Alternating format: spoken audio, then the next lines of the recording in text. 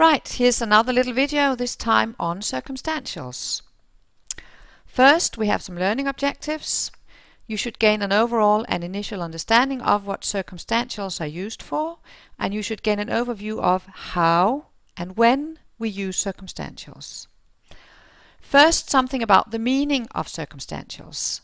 The most frequently used circumstantials have to do with time, place, or manner or degree. Circumstantials used according to time, you would often ask when, how often, how long. So it could be circumstantial such as yesterday, last Monday, tomorrow, frequently, for 3 weeks, etc. If it would be something about place, you would ask with where. They went upstairs, they are inside, they live in the country. Could be nowhere, or it could be where you put it. If you have circumstantials of manner or degree, you could ask questions such as how much, to which extent. And examples of circumstantials of manner and degree could be politely, utterly, slightly, with this arm.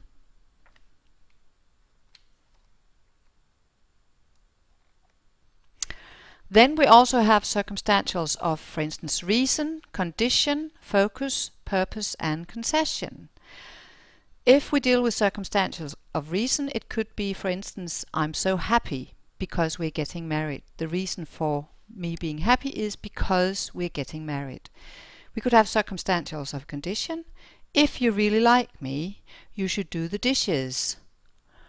So, if you really like me is the condition for why you should do the dishes. Or circumstantials of focus. He particularly chose that dog. He didn't just choose a dog, he particularly chose that dog. If it has to do with circumstantials of purpose, we would ask with why. Why I worked so hard? I worked hard in order to pass my exam. Finally, we have circumstantials of concession. Even though it was raining cats and dogs, I cycled home. This is not an extensive list of meanings of circumstantials. Some circumstantials may be put in more than one category, and some circumstantials, especially subclauses with ing forms, are difficult to categorize semantically since they may be interpreted in several ways.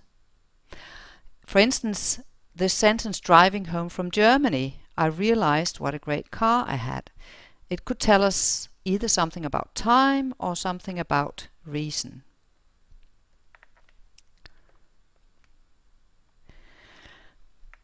And now to the meaning of what we call sentence circumstantials. Sentence circumstantials are used to link sentences and paragraphs together, and they are important cohesive devices. It could be circumstantial such as firstly, also, therefore. And then we have modal circumstantials. Modal circumstantials signals how likely something is or what the opinion of the speaker is. For example, probably, or unfortunately, or absolutely. And now to what circumstantials consist of.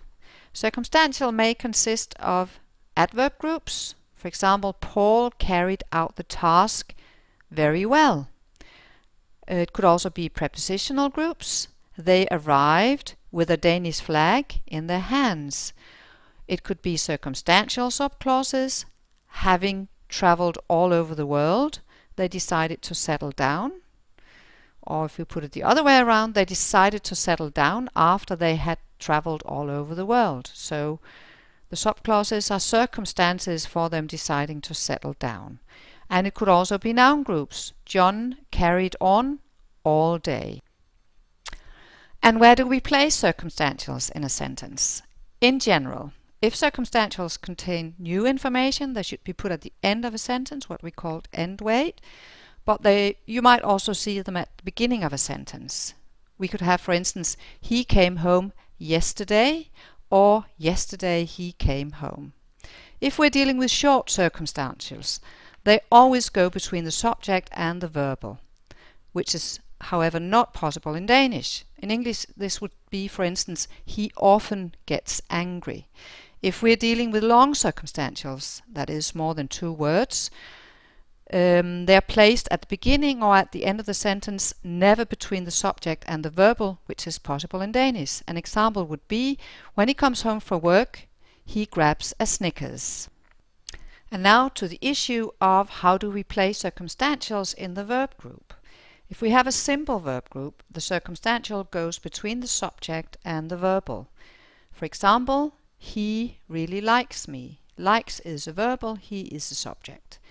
If we have a form of to be, the circumstantial is always placed after a form of the full verb to be, never in front of it. So here the verbal is, the subject is she is never unhappy.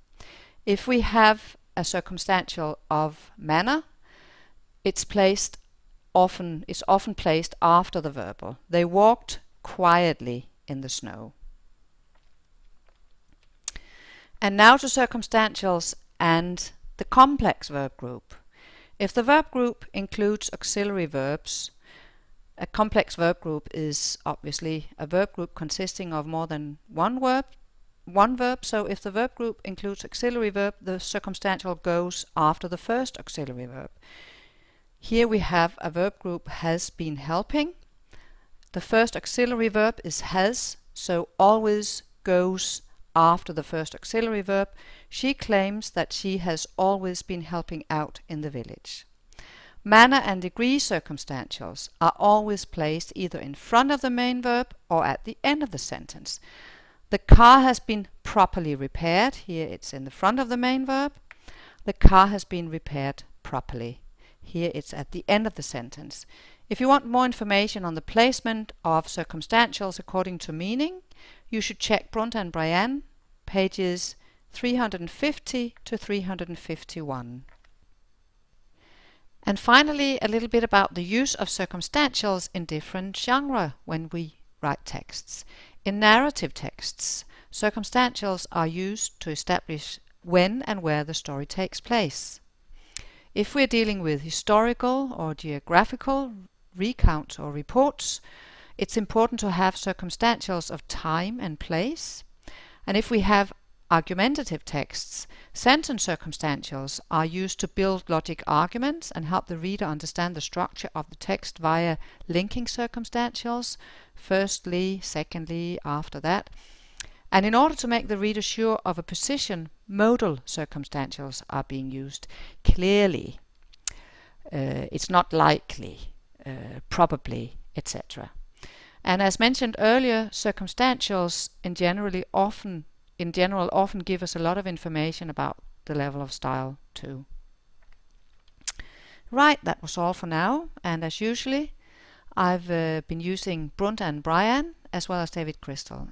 And now you should read the assigned pages as specified in your study plan. Have fun!